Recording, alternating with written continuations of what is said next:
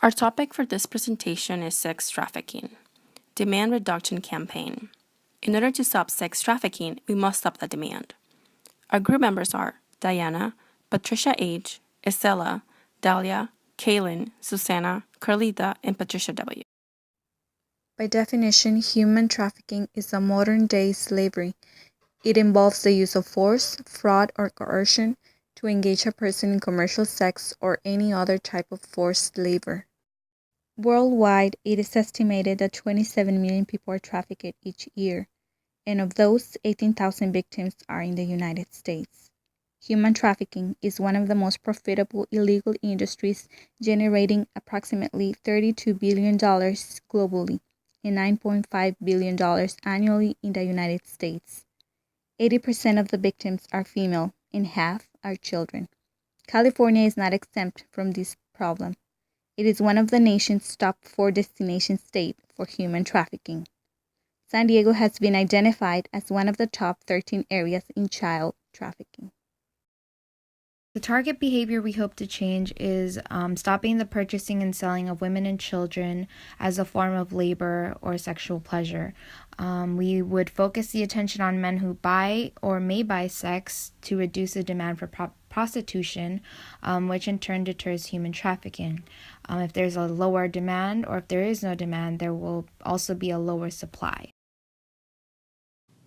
Our primary audience is the consumer, or males who purchase or may purchase sex, males from the ages of 38 to 46 years of age. Our segmentation is males who have already paid for sex, males who have never paid for sex, in the San Diego region, with all ethnicities included. In a nationwide study which was conducted in 2015, the findings reported that out of 407 buyer cases, 99% were males, and the average age ranged from 18 to 89 years of age, with the median falling at 42.5. Another study conducted by California universities showed that the empathy amongst men with similar demographics who buy sex and who do not buy sex. Our secondary audience will be focusing on those who influence the law and regulations in the local and state level, such as policymakers and law enforcement. We'll look at those within San Diego County in California and those who believe the buying of sex and prostitution is not and should not be considered an extreme crime. Their occupation would be policymakers and officers. We chose law enforcement and policymakers as our secondary audience because we believe that if we reach out to them and influence their current values, they will be able to have the greatest impact on our primary audience, since they control the punishments and laws for the purchasing of prostitution and sex. In order to change the culture of the consumers, we'll be using the communication method of the elaboration likelihood model so we can communicate with the active and the uninvolved audience for the greatest reach. For the behavior change, we'll be using the health belief model, which focuses on the attitudes and beliefs of individuals to promote change. The channels that we will be using to target our audience are social media and display print. Since a large number of sex trafficking victims are being sold and advertised online, we will focus on stopping the demand online. We will do this by inviting Facebook users to take the pledge to man up. To widen our reach, we will also utilize display print such as billboards or posters. Men can stop the demand and take action by saying no to sexism, sexual harassment, jokes or talks that diminish women, pornography, clubs or bars that exploit women, and especially buying sex from women and children.